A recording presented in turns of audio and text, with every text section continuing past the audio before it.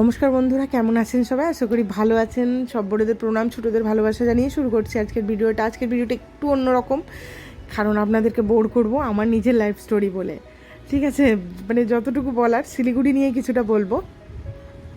তো এইখানে আমরা এই ট্রেনেই এসেছিলাম কামরূপে।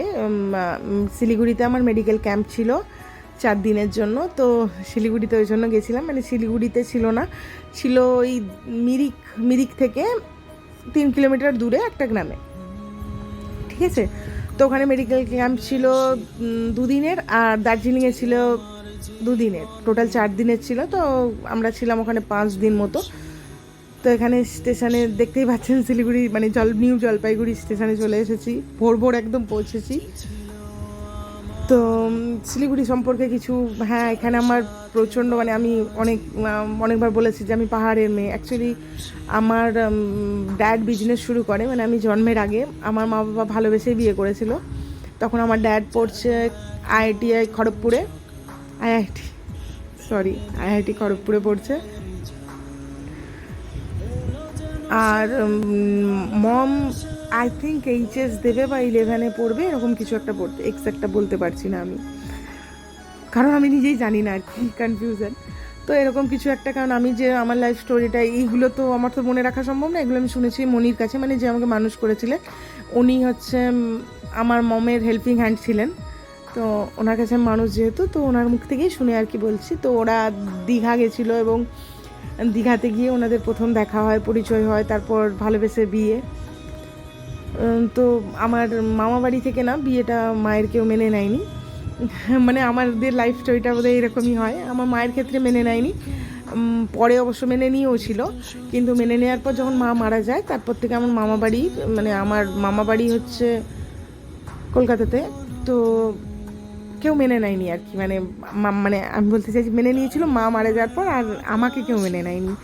আমার মামা বাড়ি দাদু ঠাম্মা, মানে দাদু দিদুন, কেউ কোনো দিন আমি দেখিনি তাদেরকে, কন্ট্যাক্টও ছিল না কোনো দিন। মানে শুনেছি যে আমার 3টে মামা, বাট কোনো দিন দেখা হয়নি। তারা সব বাইরে থাকে, ইন্ডিয়ার বাইরে। দাদু দিদুন ছিল, বাট জানি না।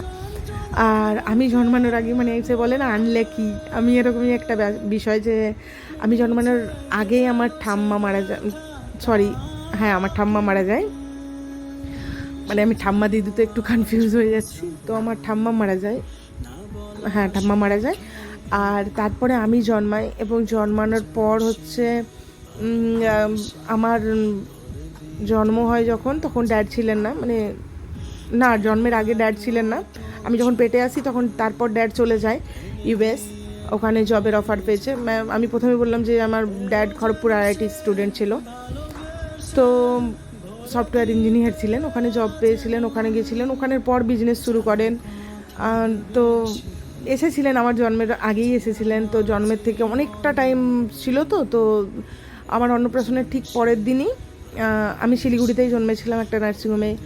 আর আমার জন্মের অন্নপ্রাশনের পরের দিনই আমার ড্যাড চলে যায়, এবং তার 2 দিন পরেই, মানে ফার্স্ট ডে ড্যাড চলে গেল, অন্নপ্রাশনের পরের দিনই নেক্সট ডে। তারপরের দিন হচ্ছে আমার মায়ের রাত্রের দিকে হঠাৎ করে জ্বর আসে, এবং রাত্রে জ্বর আসে। নর্মালি মা বাড়িতেই ওই যেরকম মেডিসিন খায় সেরকমই কিছু খেয়েছিলেন, যেটুকু শুনেছি আমি। তারপরে হচ্ছে ড্যাডকে ইনফর্মও করেনি, আর বাড়ির কেউ সেরকম থাকতো না। আমার দাদু, যে মানে আমার বাবার বাবা, তিনি টিচার ছিলেন। তো তিনি সেখানে তখনও, আই থিঙ্ক তখনও জব করেন। তো উনি ওই মেদিনীপুর সাইডে কোথাও একটা গ্রামে জব করতেন, যেহেতু মেদিনীপুরে আমাদের আদি বাড়ি যেটা বলে। ঠিক আছে, তারপর হচ্ছে আর আমার যে মানে বাবু, মানে আমার ড্যাডের যে বড় দাদা, তিনি লন্ডনে থাকতেন সেই মুহূর্তে। আর আমার পিমি থাকতো তখন সুইজারল্যান্ডে। তো কেউই ছিল না কাছাকাছি, আর মম কাউকে ইনফর্মও করেনি। তো মম পরের দিন, মানে 3 দিন পরেই মম মারা যায়, মানে জ্বরের 3rd ডে মম হঠাৎ করে মারা যায়। মানে হঠাৎ করে, তখন এই জ্বরটা প্রচণ্ড পরিমাণে উঠেছিল চারিদিকে।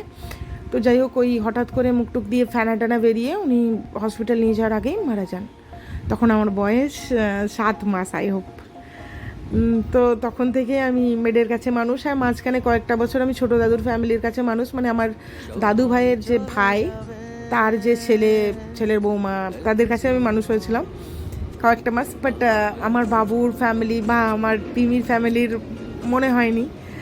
আর আমার ড্যাড প্রচণ্ড ভেঙে পড়েছিল, মানে আমি অনেকটা আমার মায়ের মতো দেখতে, তো ড্যাড আমাকে তখন সেই মুহূর্তে মেনে নেয়নি।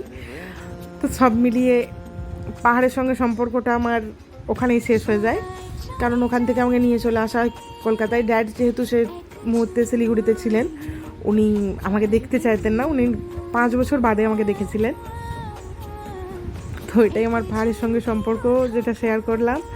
আর তারপর আমি পাহাড় গিয়েছিলাম একবার, ওই যে বললাম পড়াশোনা করতাম, তখন উঠেছিলাম, নিজের বাড়িও ছিল ওখানে, তো গিয়েছিলাম। বাট তারপর থেকে না সেরকমভাবে যাই না, কারণ ফ্যামিলিকে মনে হয় অনেক বেশি মিস করি ওই জায়গাটাই। যাকে আজকে ভিডিওটা প্রচণ্ড ইমোশনাল হয়ে গেল, তো আশা করি সবাই ভালো লাগবে, ভালো থাকবেন সবাই। শেয়ার করবো আমি আমার লাইফ স্টোরি আবারও এরকম ছোট ছোট পার্টে, কারণ সব কিছু তো শেয়ার করতে পারছি না এইভাবে, একটা ভিডিওতে তো পসিবল না। আর হ্যাঁ, আমার বন্ধুরা অনেকে জানতে চায় যখন, তখন আমি নিশ্চয়ই শেয়ার করব।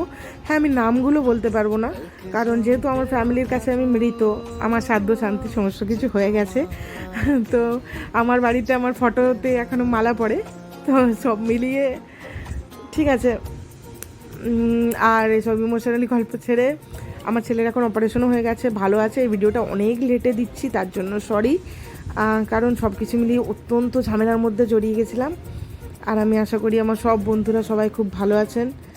তো সবাই এভাবে ভালো থাকবেন, নিজের ফ্যামিলির খেয়াল রাখবেন। আর আমি একটা জিনিস বলবো, নিজের সন্তানরা যদি ভুল করে, তাদেরকে এমন কিছু শাস্তি দেবেন না যাতে তারা আপনার জীবন থেকে হারিয়ে যায় কোনোভাবে।